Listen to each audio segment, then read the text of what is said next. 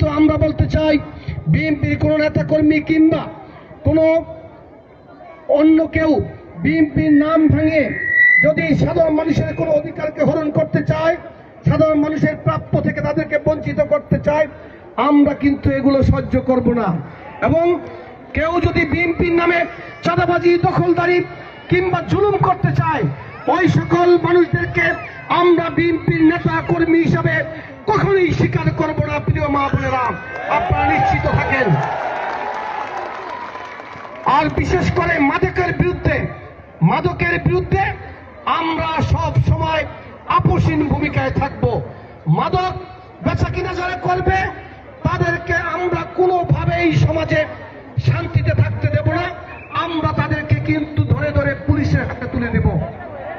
আমরা এই মাদক কারবারি, চাঁদাবাজ, দখলদার, জুলুমবাজ যারা রয়েছে তাদেরকে আগামী 12ই ফেব্রুয়ারি শুধু ভোটের দিন পর্যন্ত ভালো হবার সুযোগ দিতে চাই।